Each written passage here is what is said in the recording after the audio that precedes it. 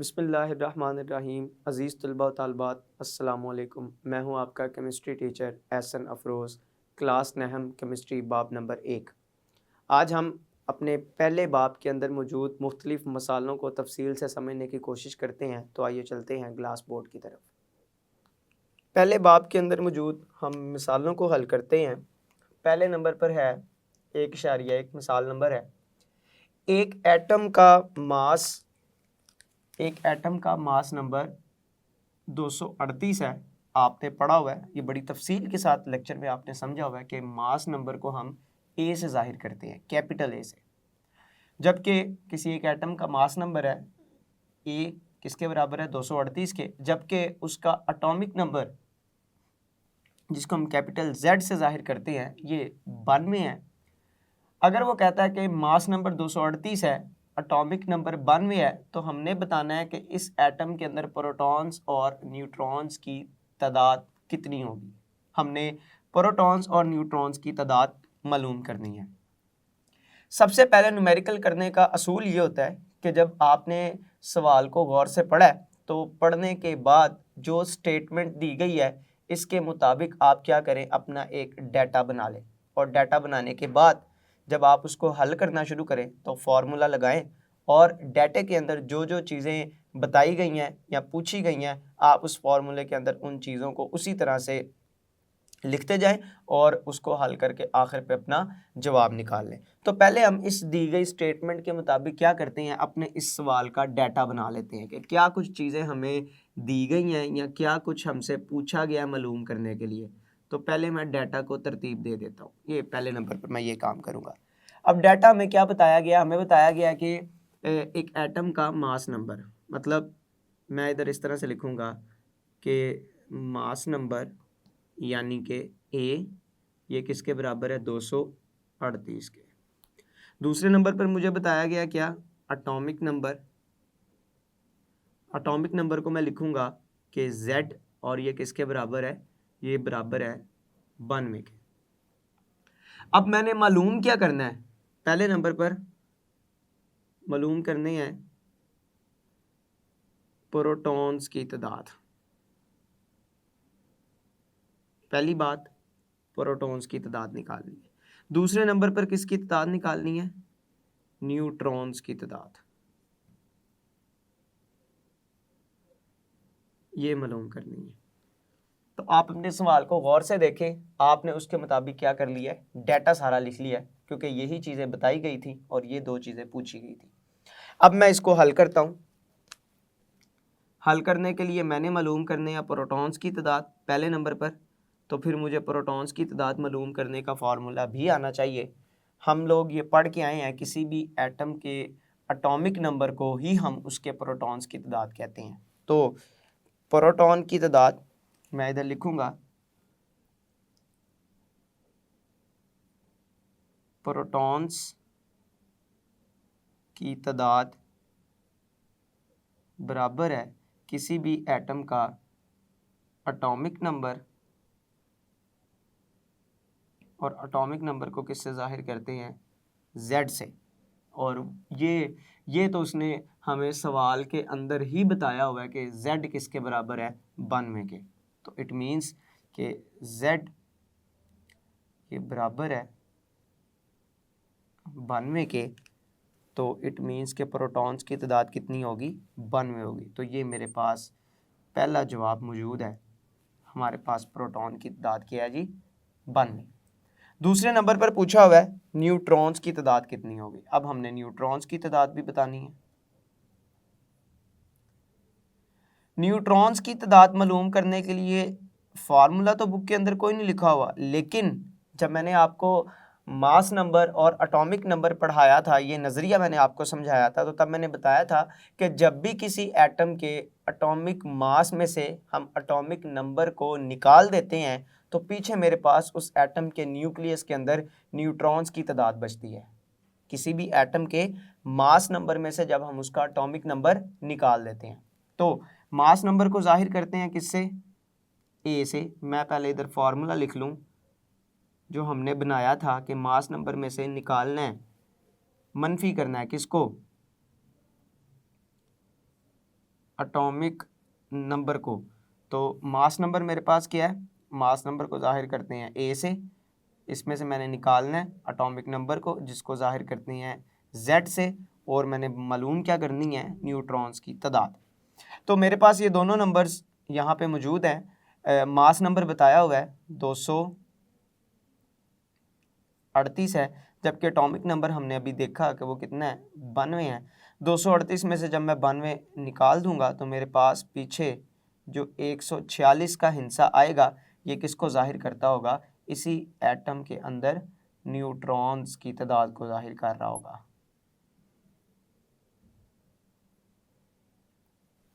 तो ये आपका यहाँ पे दूसरा जवाब भी निकल रहा है, न्यूट्रॉन्स की तादाद। तो यही दो चीज़ें आपने मालूम करनी थी इस पहले सवाल के अंदर, पहली मिसाल के अंदर, कि मास नंबर और एटॉमिक नंबर की मदद से आपने प्रोटॉन और न्यूट्रॉन की तादाद बतानी थी, वो दोनों आप बता चुके हैं। दूसरी मिसाल को देखें। दूसरी मिसाल है नाइट्रिक एसिड का मॉलिक्यूलर मास मालूम करना है। नाइट्रिक एसिड एक मॉलिक्यूलर कंपाउंड, और आपने पढ़ा किसी भी मॉलिक्यूलर कंपाउंड के मास को मॉलिक्यूलर मास से जाहिर किया जाता है। तो नाइट्रिक एसिड का अगर मास मालूम करना चाहते हैं तो इसका फार्मूला भी हमें पता होना चाहिए। तो नाइट्रिक एसिड का फार्मूला है HNO3, ये इसका फार्मूला नाइट्रिक एसिड का। मैं इसका मॉलिक्यूलर मास मालूम करना चाहता हूँ। पहले नंबर पे तो आपको पता होना चाहिए कि मॉलिक्यूलर मास मालूम करने के लिए क्या चीज़ें चाहिए। आपने जब मॉलिक्यूलर मास का नज़रिया पढ़ा तो वहाँ आपने पढ़ा कि मॉलिक्यूलर मास किसी भी मॉलिक्यूलर कंपाउंड के अंदर पाए जाने वाले हर एलिमेंट के एटम्स के एटॉमिक मासेस का एक मजमू है। मॉलिक्यूलर मास क्या है, दोबारा सुने, किसी भी मुरक्कब के अंदर पाए जाने वाले मुख्तलिफ एलिमेंट्स के एटम्स के एटॉमिक मासेस का मजमू है। तो अगर मैं इस मुरक्कब को देखूं तो इसमें 3 मुख्तलिफ एलिमेंट्स हैं, हाइड्रोजन, नाइट्रोजन, ऑक्सीजन। हाइड्रोजन का एक एटम, नाइट्रोजन का एक एटम, ऑक्सीजन के 3 एटम। अगर मैं इन तमाम एलिमेंट्स के एटम्स के एटॉमिक मासेस को आपस में जमा कर देता हूं तो मेरे पास जो मास आएगा उसको मैं क्या कहता हूं, मॉलिक्यूलर मास, क्योंकि ये पूरे मॉलिक्यूल का मास निकला होगा। पूरे मॉलिक्यूल के अंदर पाए जाने वाले हर एटम के एटॉमिक मास का मैंने चूंकि मजमूआ ले लिया है, इस वजह से इसको क्या बोलते हैं, मॉलिक्यूलर मास बोलते हैं। तो फिर मुझे पता होना चाहिए कि हाइड्रोजन का एटॉमिक मास कितना है, नाइट्रोजन का एटॉमिक मास कितना, ऑक्सीजन का एटॉमिक मास कितना, ये हमें बातें पता होंगी तभी हम ये मालूम कर सकते हैं। तो ये हाइड्रोजन का, नाइट्रोजन का, ऑक्सीजन का, या आगे चल के जो मुख्तलिफ एलिमेंट्स और भी आएंगे, इनका एटॉमिक मास हम कहाँ से मालूम करेंगे, कहाँ से याद रखेंगे, अपने पीरियोडिक टेबल से। तो कम से कम आप उन एलिमेंट्स के एटॉमिक मास लाजमी तौर पर याद रखेंगे जो इन मुख्तलिफ सवालों के अंदर पूछे हुए हैं, क्योंकि इनमें से कोई भी सवाल मुख्तसर सवाल के तौर पर पूछा जा सकता है। तो नाइट्रिक एसिड का मॉलिक्यूलर मास मालूम करते हैं। मॉलिक्यूलर मास मालूम करने के लिए मैं जानता हूं कि मैं लिखूंगा कि मॉलिक्यूलर मास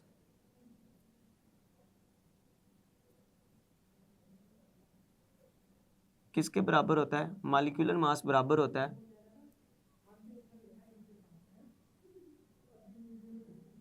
एलिमेंट मुरक्कब के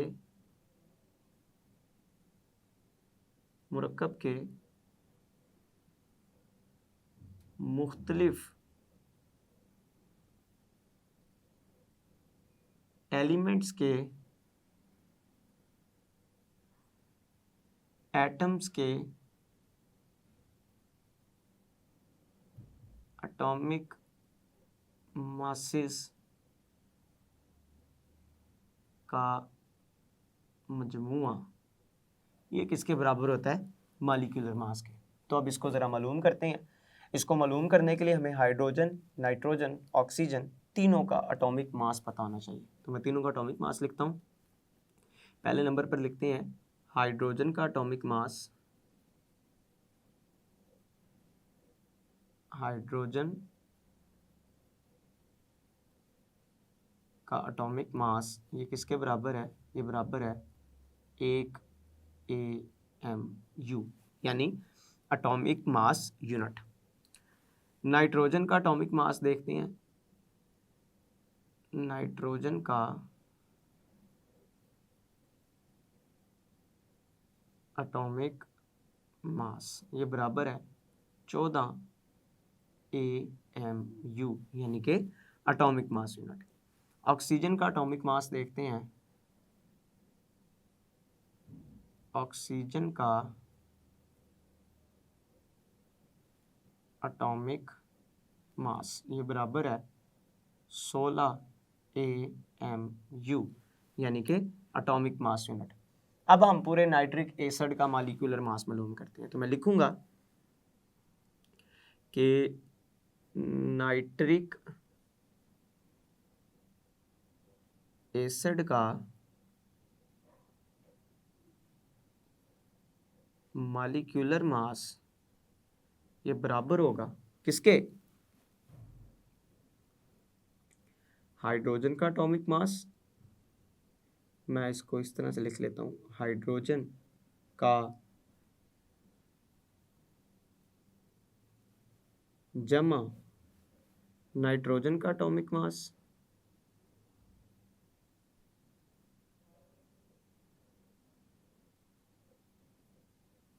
जमा ऑक्सीजन का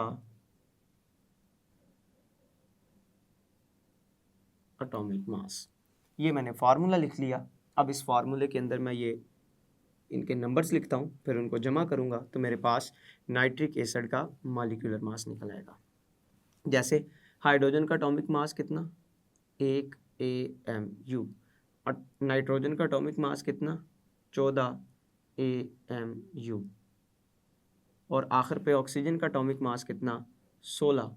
लेकिन यहाँ पे एक बात याद रखने वाली है कि हमारे इस फार्मूले के अंदर ऑक्सीजन एक नहीं है, ऑक्सीजन 3 है। तो फिर जितने ऑक्सीजन होंगे हमें इस 16 को उतने नंबर से ज़रब भी करना पड़ेगा। तो मेरे पास ये बन जाएगा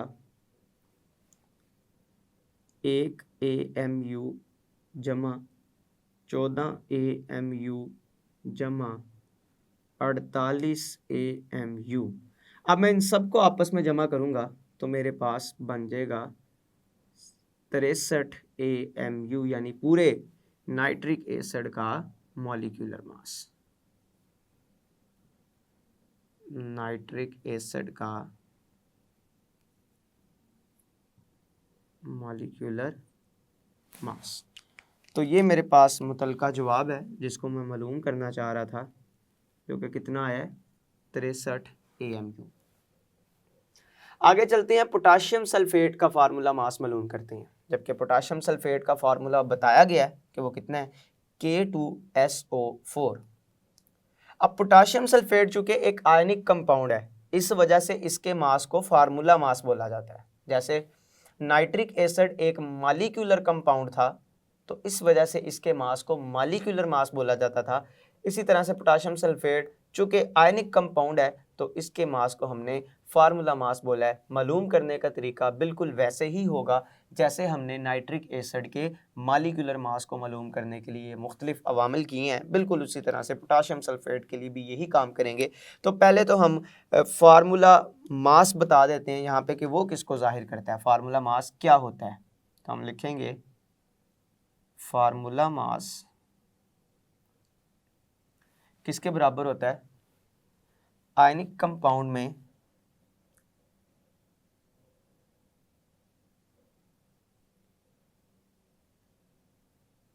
आयनिक कंपाउंड के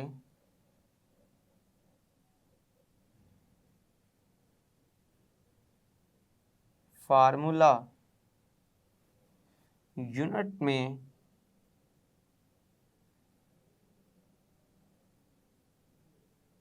पाए जाने वाले एटम्स के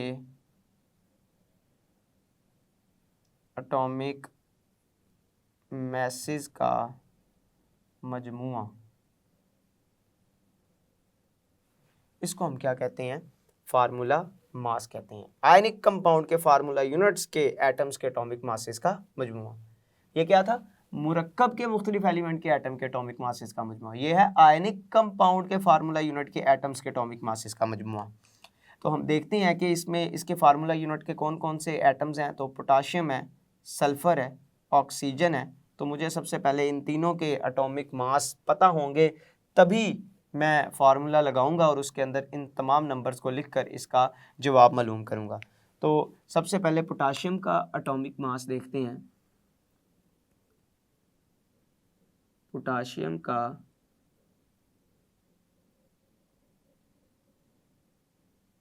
एटॉमिक मास, ये बराबर है 39 एटॉमिक मास यूनिट के।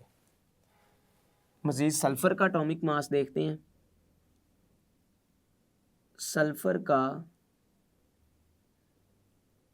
एटॉमिक मास ये बराबर है 32 एटॉमिक मास यूनिट के। और ऑक्सीजन का एटॉमिक मास हम लोग जानते हैं,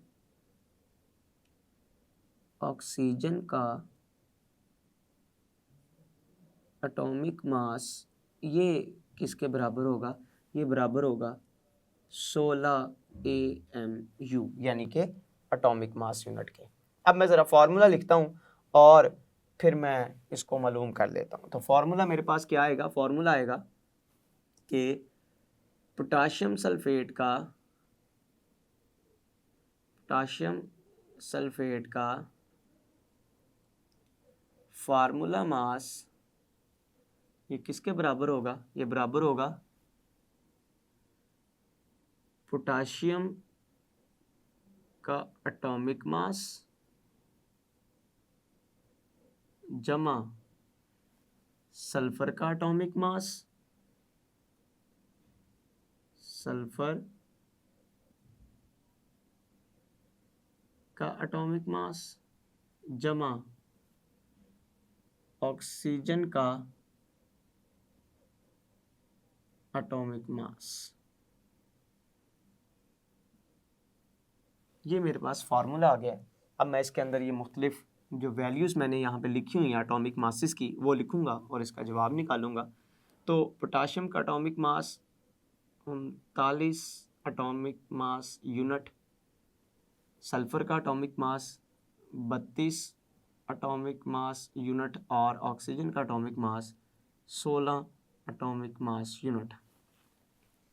यहाँ पे एक बात याद रखने वाली है कि फार्मूले के अंदर जो पोटाशियम है वो कितने हैं, 2।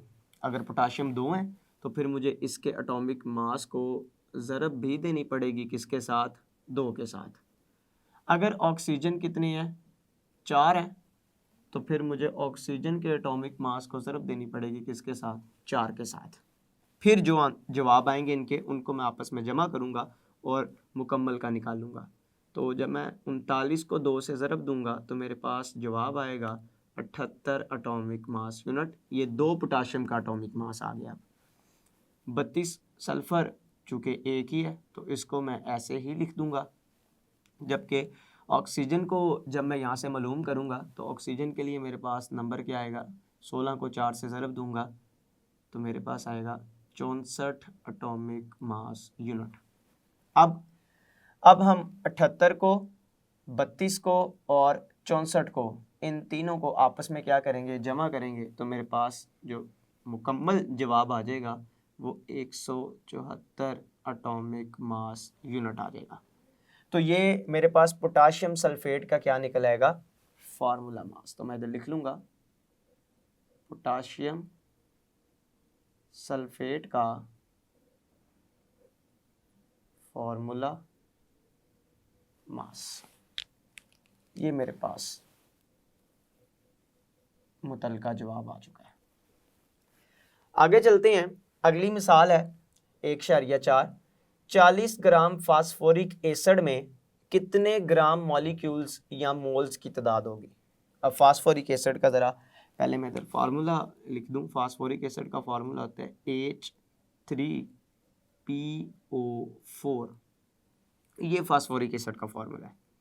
तो हमारे पास मास उसने फास्फोरिक एसिड का बता दिया जो कि 40 ग्राम है, और हमें कहा है कि मालूम करें कि कितने ग्राम मॉलिक्यूल्स होंगे इसके अंदर। और हमने पढ़ा कि ग्राम मॉलिक्यूल को हम मोल्स भी कहते हैं। तो मुख्तसरन ये कि हमने मालूम क्या करने हैं, मोल्स, जबकि दिया क्या हुआ है, हमें मास दिया हुआ है 40 ग्राम। ग्राम किसका यूनिट है, मास का। तो मास दिया हुआ है, मोल मालूम करने हैं, तो हमारे जहन में कौन सी कैलकुलेशन आती है, मोल मास कैलकुलेशन। और मोल मास कैलकुलेशन में हमने एक फार्मूला पढ़ा था कि अगर हमें मास दिया गया हो तो हम मोल्स को कैसे मालूम कर सकते हैं। लेकिन मालूम करने से पहले, हल करने से पहले मैं दी गई स्टेटमेंट के मुताबिक सबसे पहले डाटा लिखूंगा। तो तो डाटा क्या मेरे पास आएगा,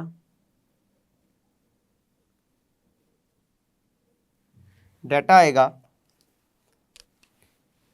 फास्फोरिक एसिड का मास,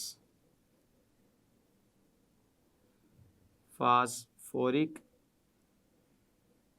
एसिड का मास जो कि कितना है 40 ग्राम्स। ये फास्फोरिक एसिड का मास हमें बताया गया। मालूम करने के लिए क्या कहा है, फास्फोरिक एसिड के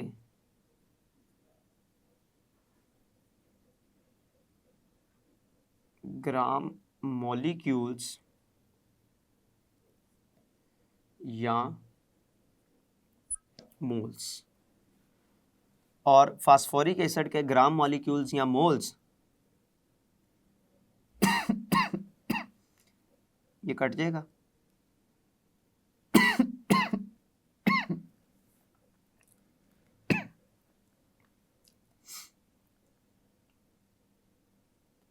ये बराबर होगा, ये हमने मालूम करना है। तो हमें मास बताया गया है जबकि मोल्स या मॉलिक्यूल्स की तादाद मालूम करने के लिए दे दी गई है। तो इसको हल करते हैं। हल करने के लिए अगर आपको याद हो तो कौन सी कैलकुलेशन, पहले भी बताया मैंने अभी, कि कौन सी कैलकुलेशन इस्तेमाल करेंगे, बजरिया मोल मास कैलकुलेशंस। तो मोल मास कैलकुलेशन का जब हम इस्तेमाल करेंगे तो मेरे पास फार्मूला क्या है, इस कैलकुलेशन के मुताबिक फार्मूला ये है कि मोल्स की तादाद बराबर है क्या, शय का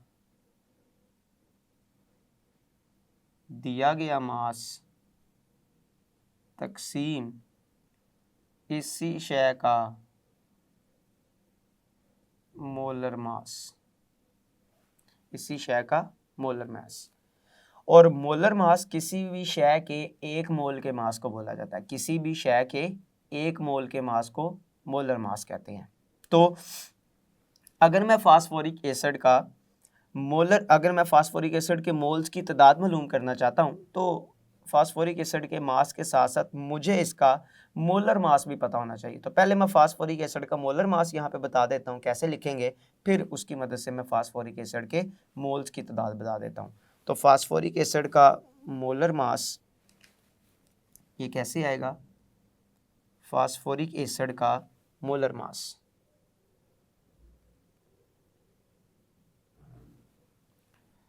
तो ये मैं लिखूंगा कि मोलर मास बराबर है, फास्फोरिक एसिड में देखें एक हाइड्रोजन, 3 हाइड्रोजन, 1 फास्फोरस और 4 ऑक्सीजन है। तो मैं इन सब के एटॉमिक मास को जब मैं जमा कर देता हूँ तो मेरे पास जो मास आता है वो कंपाउंड का मॉलिक्यूलर मास तो होता ही है, और अगर वो कंपाउंड 1 मोल हो तो उस 1 मोल का मास उसका मोलर मास कहलाता है। मुख्तसरन ये कि मैं क्या करूँगा, इन तमाम एलिमेंट्स के एटॉमिक मासेस का मजमूआ ले लूँगा और वो इसका मोलर मास भी होगा। तो ये हमने पढ़ा भी हुआ है बड़ी तफसीलन, जैसे मैंने मॉलिक्यूलर मास निकाला है बिल्कुल उसी तरह से इसका जो मास निकलेगा वो इसका मोलर मास भी कहलाएगा, जिसको हम आम हालात में इस्तेमाल भी करते हैं। तो इसका मतलब ये हुआ कि जो भी हाइड्रोजन का मास होगा, मैं इधर लिख लेता हूँ, हाइड्रोजन का मास जमा फास्फोरस का मास जमा ऑक्सीजन का मास, तीनों का मास मैं जमा करूँगा तो मेरे पास मोलर मास निकल आएगा। हाइड्रोजन का एटॉमिक मास कितना है, 1 AMU, और ये ज़हन में रखें हाइड्रोजन है कितने, फार्मूले के मुताबिक हाइड्रोजन 3 है तो मैं इसको 3 से ज़रब भी दूंगा, जमा फास्फोरस 1 ही है और फास्फोरस का एटॉमिक मास होता है 31 AMU। तीसरे नंबर पर ऑक्सीजन की बात करते हैं, 4 हैं, एक ऑक्सीजन का मास होता है 16 AMU। तो अगर 4 ऑक्सीजन है तो 4 के साथ इसको ज़रब दे देंगे, इन सब को इकट्ठा कर लेंगे, 3 जमा 31 जमा 64 AMU, तीनों के जो तादाद है वो AMU के अंदर है। जब मैं इन सब को जमा करूँगा तो मेरे पास इसका जो जवाब आएगा वो निकल आएगा 98 AMU, एटॉमिक मास यूनिट। तो ये मेरे पास फास्फोरिक एसिड का क्या निकल आएगा, मोलर मास। ठीक है, 98 एटॉमिक मास यूनिट। अब मास दिया गया है, हमें पता है कितना है, 40। अब मोलर मास हमने मालूम कर लिया कितना है, 98। मैं दोनों यहाँ पे लिखूँगा और मोल्स की तादाद मालूम कर लूँगा। तो मैं यहाँ पे लिखता हूँ, शय का दिया गया मास कितना है, 40, और जो मोलर मास आया वो कितना आया है, 98। अच्छा, एक बात और याद रखें, यहाँ पे मैंने इसका एटॉमिक मास यूनिट ज़ाहिर कर दिया यूनिट, जबकि मोलर मास का जो यूनिट है वो ग्राम पर मोल, ग्राम फी मोल, ये मोलर मास का यूनिट है। तो ज़्यादा बेहतर है कि एटॉमिक मास यूनिट की बजाय ग्राम फी मोल का इस्तेमाल किया जाए। तो इसके यूनिट के तौर पर, मतलब इनके जो एटॉमिक मास होते हैं, मोलर मास हम तब कहते हैं जब हम उनको ग्राम्स के अंदर ज़ाहिर करते हैं। तो लिहाजा AMU की जगह आप ग्राम्स का इस्तेमाल करेंगे और इसका जो मोलर मास होगा उसको आप निकालेंगे ग्राम फी मोल के अंदर। यहाँ भी आप ज़्यादा बेहतर है कि इस्तेमाल करें एटॉमिक मासेस को ग्राम्स के अंदर, ये ज़्यादा बेहतर तरीका है, क्योंकि मोलर मास का जो यूनिट है वो ग्राम फी मोल है, इस वजह से। तो मेरे पास ग्राम फी मोल आ गया। ये ऊपर क्या है, शय का दिया गया मास, इसका यूनिट क्या है जी, ग्राम, जबकि नीचे है मोलर मास, और मोलर मास का जो यूनिट है वो क्या है, अभी हमने यहाँ पे देखा ग्राम फी मोल। तो जब मैं इसको हल करूँगा तो हल करते दौरान ये मेरे पास दोनों जब तकसीम होंगे तो इनका जवाब आएगा 0.408, और ये ग्राम इस ग्राम के साथ कैंसिल हो जाएगा, जबकि ये मोल जब तकसीम के अंदर फिर तकसीम हो रहा है, और ये जब इसको सीधा करूँगा मैं तो ये सिर्फ मोल के साथ ही ज़ाहिर होगा, यहाँ पे MOL, मोल के साथ। तो मेरे पास मोल्स की तादाद, क्योंकि हमने पढ़ा था कि मोल को हम अंग्रेज़ी हरफ MOL से ज़ाहिर करते हैं, तो मोल्स की तादाद मेरे पास क्या बन जाएगी, 0.408 मोल्स। तो ये मेरे पास इस तरह से क्या निकल आएगा, मोल्स की तादाद। मोल्स की तादाद को हम क्या कहते हैं, ग्राम मालिक्यूल भी कहते हैं, क्योंकि हमने किसी मालिक्यूलर कंपाउंड के लिए ये सारी चीज़ें मालूम की हैं। मिसाल नंबर 1.5 देखते हैं। आपके पास कोयले का एक टुकड़ा है, कोयले से मुराद क्या है, कार्बन, उसने बता दिया है। कार्बन की मुख्तलिफ हालतें होती हैं, कुछ उसकी हालतें एलोट्रॉपिक कहलाती हैं, एलोट्रॉपिक फॉर्म्स, और कुछ हालतें ऐसी होती हैं जिनको हम नॉन एलोट्रॉपिक फॉर्म्स कहते हैं। कार्बन की जो एलोट्रॉपिक फॉर्म्स हैं उसमें ग्रेफाइट है, डायमंड है और बकी बॉल्स है, ये उसकी एलोट्रॉपिक फॉर्म्स हैं जिनकी ख़ास सतरफ़ी क्रिस्टल की शक्ल होती है। जबकि कार्बन की कुछ फॉर्म्स नॉन एलोट्रॉपिक होती हैं जिसमें से एक कोयला भी है। तो ये कार्बन की ही एक हालत है, कार्बन की ही एक शक्ल है, कोयला। तो आपके पास कोयले का एक टुकड़ा है, मतलब कार्बन का एक टुकड़ा है जिसका वज़न 9 ग्राम है। आपने इस टुकड़े में मौजूद कार्बन के मोल्स की तादाद मालूम करनी है। मतलब आप ये समझें कि कार्बन का मास बता दिया गया है और आपने मालूम क्या करना है, मोल्स मालूम करने हैं। तो मास दिया गया है, मोल मालूम करने हैं, तो जिस कुलिये का इस्तेमाल करेंगे, जिस कैलकुलेशन का इस्तेमाल करेंगे वो मोल मास कैलकुलेशन होगी। तो पहले तो मैं जो हमें स्टेटमेंट बताई गई है इस स्टेटमेंट के मुताबिक मैं अपना डाटा लिख लेता हूँ। सबसे पहला काम आपने हमेशा दी गई स्टेटमेंट को मद्देनज़र रखते हुए अपने सवाल का क्या लिखना होता है, डाटा। उसके बाद हम उसको हल करने की तरफ चलते हैं। डाटा में हमें बताया क्या हुआ है, डाटा में हमें बताया हुआ है कार्बन का मास, कार्बन से मुराद कोयला, मास कितना बताया हुआ है, 9 ग्राम, ये मास बताया हुआ है। जबकि मालूम करने के लिए क्या कहा है, कार्बन के मोल्स, ये हमने मालूम करने।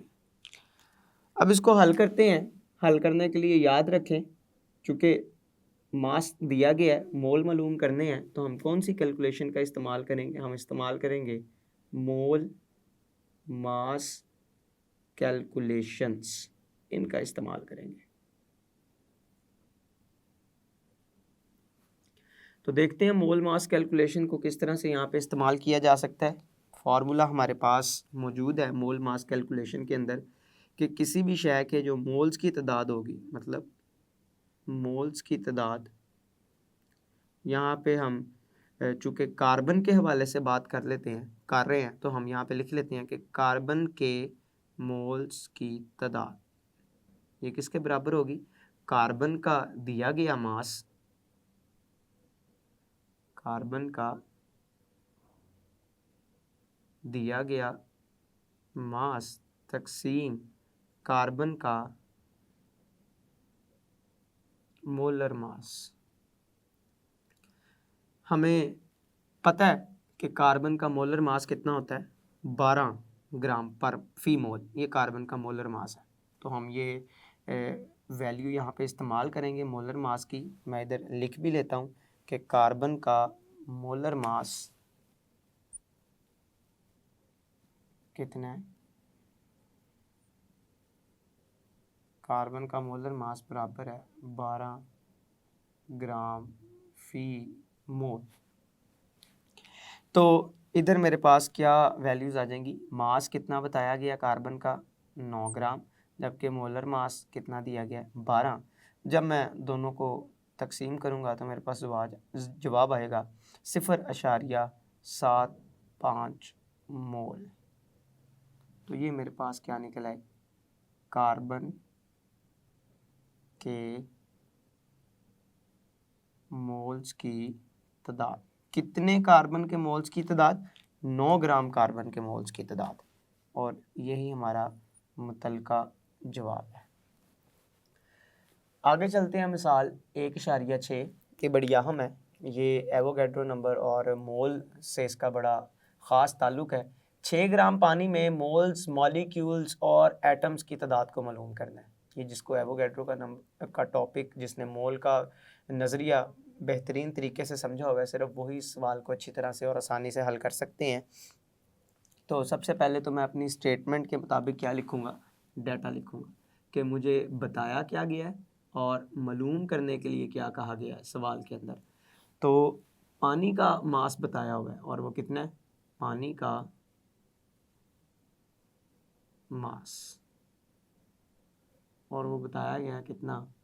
6 ग्राम। मालूम करने के लिए क्या कहा है?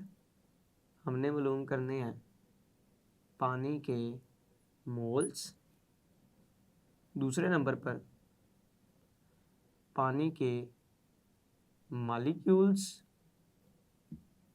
तीसरे नंबर पर पानी के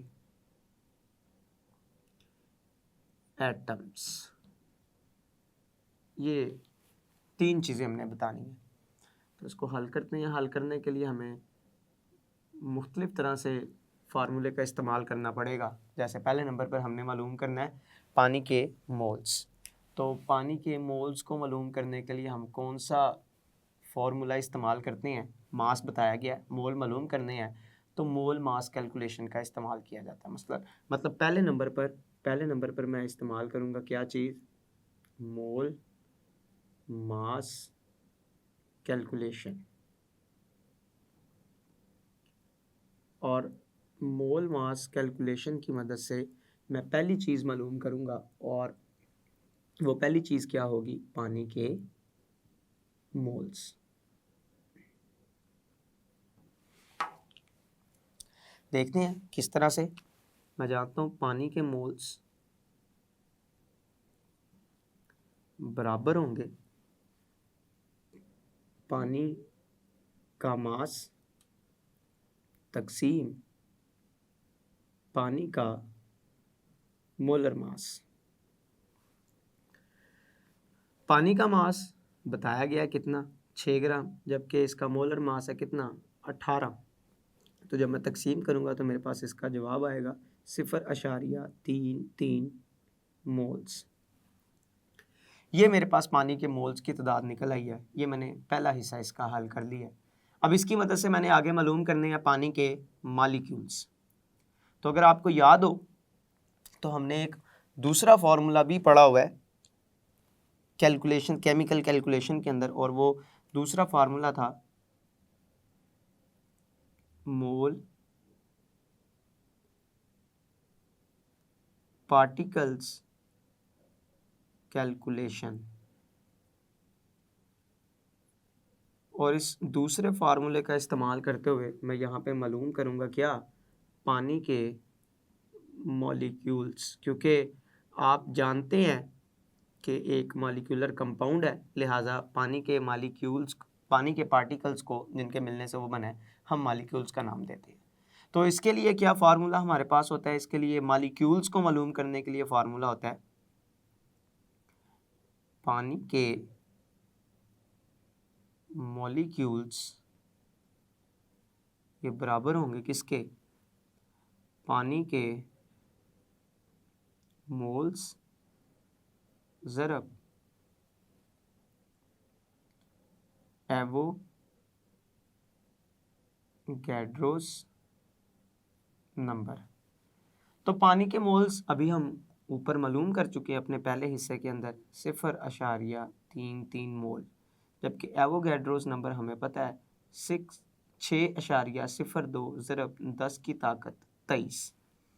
मैं दोनों को ज़रब देता हूँ, इन दोनों को जब मैं आपस में ज़रब दूंगा तो मेरे पास जवाब आएगा 1.98 ज़रब 10 की ताकत 23 मॉलिक्यूल्स। ये मेरे पास पानी के क्या निकल आए हैं, मॉलिक्यूल्स की तादाद निकल आई है। पानी के मॉलिक्यूल्स, दो चीज़ें हम मालूम कर चुके हैं। पहले नंबर पर हमने क्या मालूम कर लिए, पानी के मोल्स की तादाद, और दूसरे नंबर पर क्या मालूम कर लिए, पानी के मॉलिक्यूल्स की तादाद। अब तीसरे तरफ आते हैं, तीसरे नंबर पर हमने क्या मालूम करना है, पानी के ये जितने भी मॉलिक्यूल्स मौजूद हैं हमारे पास इस 6 ग्राम पानी के, इन तमाम के अंदर हमने एटम्स की तादाद बतानी है कि कितनी होगी। तो इसके लिए मैं सबसे पहले ये बताता चलूँ आपको कि हम जानते हैं कि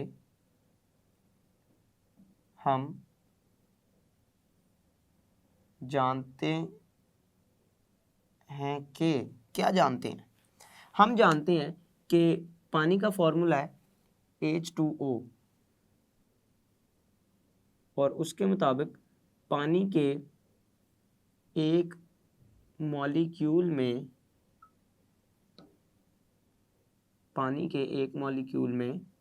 इसको मैं लिखता हूँ, पानी के एक मॉलिक्यूल में 3 एटम्स होते हैं, 2 हाइड्रोजन के और 1 ऑक्सीजन का। पानी के एक मॉलिक्यूल में 3 एटम्स होते हैं, जबकि हमारे पास पानी के कितने मॉलिक्यूल्स हैं, ये ऊपर अभी हमने मालूम किया है। हमारे पास पानी के 1.98 ज़रब 10 की ताकत 23 मॉलिक्यूल्स हैं। तो फिर इनमें इतने मॉलिक्यूल्स के अंदर कुल मिलाकर कितने एटम्स पाए जाएंगे, मैं ज़रा यहाँ पे लिखता हूँ कि पानी के एक मॉलिक्यूल में एटम्स किसके बराबर हैं, 3। दूसरे नंबर पर पानी के इतने मॉलिक्यूल्स में पानी के 1.98 ज़रब 10 की ताकत 23 मॉलिक्यूल्स में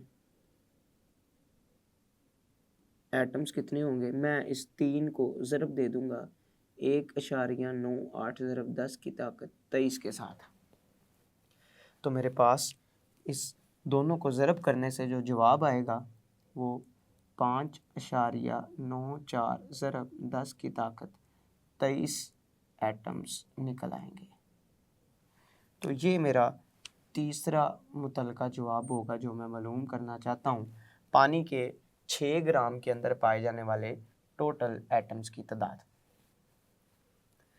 आगे चलते हैं, मिसाल नंबर 1.7 है। एक बर्तन में कार्बन डाइऑक्साइड के मालिक्यूल्स की तादाद कितनी है? 3.01 ज़रब 10 की ताकत 23।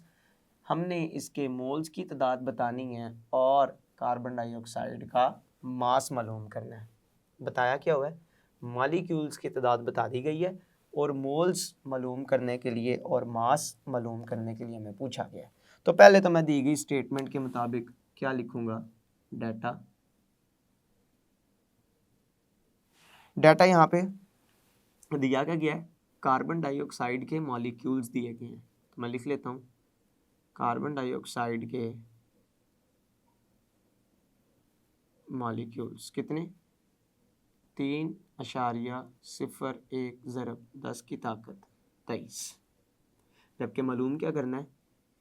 कार्बन डाइऑक्साइड के मोल्स और कार्बन डाइऑक्साइड का मास, ये दो चीज़ें मालूम करनी है। मैं इसको हल करता हूँ। हल करने के लिए मैं पहले हिस्से को हल करता हूँ। मैं कार्बन डाइऑक्साइड के मोल्स निकालता हूँ, मॉलिक्यूल्स दिए हुए हैं। तो कौन सा फार्मूला यहाँ पे यूज़ करूँगा? यहाँ पे इस्तेमाल करूँगा मैं मोल पार्टिकल्स कैलकुलेशंस। मोल पार्टिकल कैलकुलेशन का इस्तेमाल करके मैं पहले नंबर पर क्या यहाँ पे मालूम करूँगा? कार्बन डाइऑक्साइड के मोल्स मालूम करूँगा। कैसे? फार्मूला क्या था मेरे पास? कार्बन डाइऑक्साइड के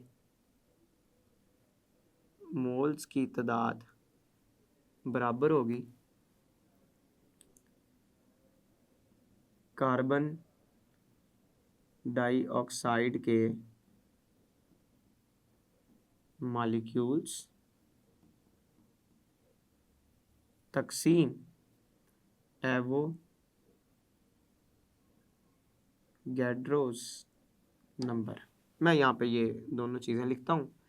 मैं जानता हूँ कार्बन डाइऑक्साइड के मॉलिक्यूल्स कितने हैं? 3.01 ज़रब 10 की ताकत 23, और ये एक कांस्टेंट नंबर है जिसकी वैल्यू मैं जानता हूँ 6.02 ज़रब 10 की ताकत 23। जब मैं दोनों को हल करूँगा तो मेरे पास इसका जवाब आ जाएगा 0.5 मोल्स। ये मेरे पास क्या निकला है? कार्बन डाइऑक्साइड के मोल्स निकला है। ये मैंने अपने सवाल का पहला हिस्सा मुकम्मल कर दिया। दूसरे नंबर पर मैंने क्या मालूम करना है? कार्बन डाइऑक्साइड का मास मालूम करना है। मैं जानता हूँ कि मोल मैं निकाल चुका हूँ, मोल की मदद से मज़ीद मैं मास भी मालूम कर सकता हूँ। ये काम करने के लिए मुझे दूसरे नंबर पर कौन सी कैलकुलेशंस को यूज़ करना पड़ेगा? दूसरे नंबर पर यूज़ करना पड़ेगा मुझे मोल मास कैलकुलेशंस को। और मोल मास कैलकुलेशन के मुताबिक मैं क्या कर सकता हूँ? कार्बन डाइऑक्साइड का मास मालूम करूँगा और उसका फार्मूला मेरे पास क्या बनता है? अगर मोल्स मुझे दिए गए हों और मैं मास निकालना चाहता हूँ तो यहाँ पे आएगा कार्बन डाइऑक्साइड का मास, ये किसके बराबर होगा? कार्बन डाइऑक्साइड का मास बराबर होगा कार्बन डाइऑक्साइड के मोल्स ज़रब कार्बन डाइऑक्साइड का मोलर मास। और मैं जानता हूँ कि कार्बन डाइऑक्साइड का मोलर मास, कार्बन डाइऑक्साइड का मोलर मास ये होता है 44 ग्राम फी मोल। तो मैं ये इधर नंबर लिखता हूँ। मोल्स की तादाद मालूम कर चुके हैं 0.5 मोलर मास 44, दोनों को ज़रब देंगे तो मेरे पास 22 ग्राम इसका जवाब आएगा। तो कार्बन डाइऑक्साइड का मास कितना निकला? 22 ग्राम। मोल, इसके लिए हम मोल ही लिखते हैं। ये है ग्राम फी मोल, तो जब मैं ग्राम फी मोल लिखूंगा तो वो फी मोल और ये वाला मोल आपस में कैंसिल हो जाएंगे और जो मेरे पास मुकम्मल आंसर आएगा उसका जवाब ग्राम्स के अंदर आएगा और ये कार्बन डाइऑक्साइड का मास मेरे पास मुतलका जवाब है। अज़ीज़ तलबा तालबात, हमारे पहले बाब के अंदर 7 मिसालें न्यूमेरिकल्स के तौर पर दी गई हैं, तो हमने इनको तफसीलन समझा और 2 फार्मूलों का इस्तेमाल इन मिसालों को हल करने के लिए कैसे ज़रूरी है इसको जाना भी। मैं उम्मीद करता हूँ आज की न्यूमेरिकल्स आपको अच्छी तरह से समझ आए होंगे, आप इनको अच्छी तरह से तैयार करेंगे। अल्लाह आपका हामी और नासिर है। अस्सलामु अलैकुम।